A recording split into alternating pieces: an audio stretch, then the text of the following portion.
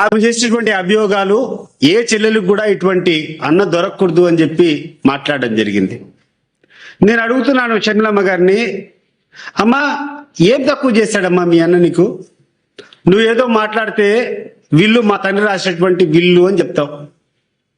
మీ తండ్రి విల్లు రాస్తే మీ తండ్రి విల్లు ఆయన సంపాదించినటువంటి ఆస్తుల మీద ఉంటుంది తప్పితే మీ సోదరుడు సంపాదించినటువంటి ఆస్తుల మీద విల్లు రాసేటువంటి అవకాశం ఎక్కడికైనా తండ్రికి ఉంటుందా? ఒకసారి ఆలోచన చేసి చెప్పాలా. నీకు 1995లో నీకు వివాహం అయింది. ఆ రోజు నుంచి 30 సంవత్సరాల క్రితం నీకు పెళ్లి అయిపోయినా, రాజశేఖర రెడ్డి గారి కుటుంబంతో నీకు కట్ అయినా కూడా నీకు ఆ రోజు రాజశేఖర రెడ్డి గారు రాసినటువంటి ఆస్తులు ఆయన విల్లు అంతా ఒకసారి నీకు మళ్ళా ఒకసారి చెప్తున్నాను. హైదరాబాద్ బంజారా హిల్స్ లో రోడ్ నెంబర్ 2లో ఇంటిని రాజశేఖర రెడ్డి గారు నీకు ఇచ్చారా లేదా? అదే రకంగా ఇడుపలవాయిలో 51 ఎకరాల భూమి నీకు ఇచ్చారా లేదా? అదే రకంగా 15 మెగావాట్లు SRS hydro project, small hydro project నీకు ఇచ్చారా లేదా? అదే రకంగా స్వస్తి పవర్ హైడ్రో ప్రాజెక్టులో 22.5% షేర్లు మీకు ఇచ్చారా లేదా? విజయవాడలో యువరాజ్ థియేటర్ దాంట్లో 35% వాటా రాజశేఖర రెడ్డి గారికి ఉండేదంతా మీకు ఇచ్చారా లేదా? విజయలక్ష్మి మినరల్స్ అండ్ ట్రేడింగ్ లో 100% వాటా మీకు ఇచ్చారా లేదా? ఇంకేం చేస్తాడమ్మా రాజశేఖర రెడ్డి గారు? కొడుకును పక్కన పెట్టి కొడుకు కంటే అత్యధికంగా ఆయనకు సంక్రమించినటువంటి ఆస్తులు కానీ ఆయన సంపాదించినటువంటి ఆస్తులు కానీ అత్యధికంగా నీకే ఇచ్చారు.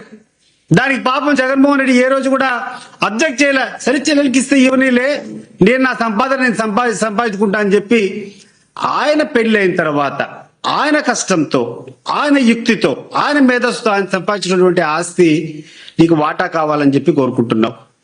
దాంట్లో నువ్వు ఆశించినంత ఇవ్వలేదని చెప్పి ఆయన మీద ఈ రోజు పగగట్టుకొని ఎవరైతే ఈ కుటుంబానికి ప్రధాన శత్రువు చంద్రబాబు నాయుడు ఉన్నాడో ఆయనతో చేతులు కలిపి చౌకబారుగా మాట్లాడుతున్నావు.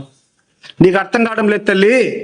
చంద్రబాబు నాయుడు గారు నిన్ను ఈ 4 రోజులు ఉపయోగించుకున్న తర్వాత ఒక్కసారి నీలో పస అయిపోయిన తర్వాత నిన్ను తీసుకొని డస్ట్బిన్ లో వేయడం ఖాయం. నువ్వు చాలా తప్పుడు వ్యక్తిని నమ్ముకున్నావు. ఈరోజు ఎన్నికల్లో నువ్వు ఖర్చులు పెట్టావు. డబ్బులు ఎవరిచ్చారు? ప్రపంచానికి అంతా తెలుసు. నువ్వు ఎన్నికల్లో ఖర్చు పెట్టినటువంటి ప్రతి పైసా నీకు చంద్రబాబు నాయుడు గారు ఇచ్చిందే. ఈరోజు సునీతమ్మ గారు మాట్లాడితే సునీతమ్మ గారు చేసేటువంటి ప్రతి అడుగులో చంద్రబాబు నాయుడు గారి హస్తము, లోకేష్ గారి హస్తము వెనకల నుంచి వీళ్ళు నడిపించేటువంటి విధానాన్ని ప్రజలు గమనించలేదనుకుంటున్నారా? ప్రజలు ఏమైనా గమనించలేదనుకుంటున్నారా? ఇప్పటికైనా దయచేసి స్పష్టి చెప్పండి. ఈ చౌకబారు రాజకీయాలకి, ఈ చౌకబారు విధానానికి దయచేసి స్పష్టి పలకాలని చెప్పి ఇద్దరు సోదరిమణులను సునీతమ్మని కానీ లేకుంటే షర్మిలమ్మ గాని చేతులెత్తి జోడించి మిమ్మల్ని కోరుకుంటున్నాను. మీరు ఎంత దూరం జగన్మోహన్ రెడ్డి గారిని అప్రతిష్ట పాలు చేయాలని ప్రయత్నం చేస్తే ప్రజల దృష్టిలో మీరు అంత భయంకరంగా మీకు చెడ్డ పేరు వస్తున్నది గుర్తుపెట్టుకో. ఇటువంటి పనికి మాలినటువంటి సోదరి మాకు ఉండకూడదు.